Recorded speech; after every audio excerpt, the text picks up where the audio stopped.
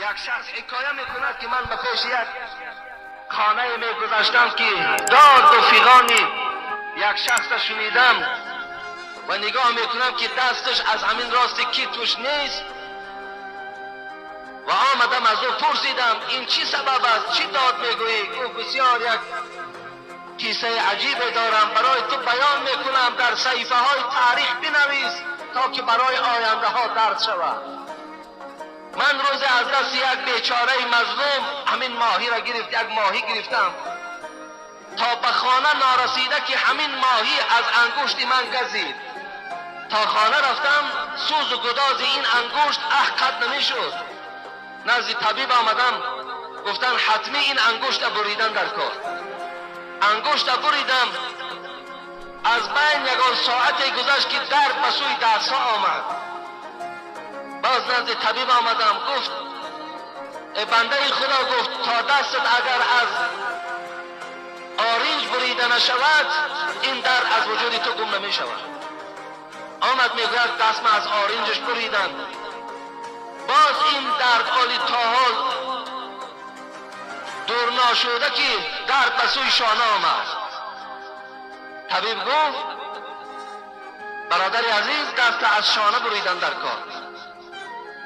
تا حال با از شانه میبرن لیکن تمام بدن من میسوزد. این به خاطر چی بود؟ به خاطر آن که یک ماهی از دست یک آدم مظلوم، یک بیچاره با جبر و با ظلم گرفته شد و گفت این عاقبت آن کسی هست که ظلم در حق یک برادر مسلمان میکنه. یا شمس الدین ذهبی میگوید وقتی که صحابه پیغمبر از دست بیدین های مکه مکرمه به حبشیستان هجرت کردند و بعد وقتی از اونجا گشته و به نزد رسول الله آمدن، رسول الله پرسید کنی حبشیستان برای من حکایه کنید، چی ها دیدین؟ صحابه پیغمبر چی گفتند؟ گفتند ما یک منظره عجیب دیدیم، ای حبیب خدا اگر اجازت باشد باید نقل کنیم. گفتند نقل کنیم.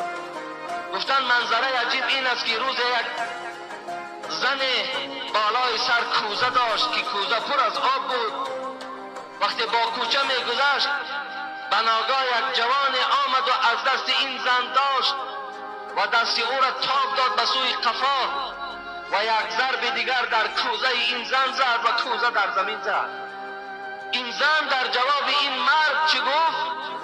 گفت ای مرد، گفت تیاری تا ببین، روز قیامت وقت پروردگار کرسی خدا میزند و اونجا قضاوت و حکم در دست پروردگار می آید، اونجا این معامله که با من کردی تو جوابش پیشگاه خدا را میگویی. ببینین حبیب خدا وقتی این سخن میگه شنید گفت این مادر حق گفتن، روز قیامت حقی مظلوم از حق ظالم گرفته می شود. چگونه امروز بعضی از ظالمای ما هم دست در بالای روی مال دخترامون میزند، از بالای سرشون کشیده میگیرد. این ممکن نیست. فقط دلیل چی است؟ ممکن نیست. الله حکم دارد.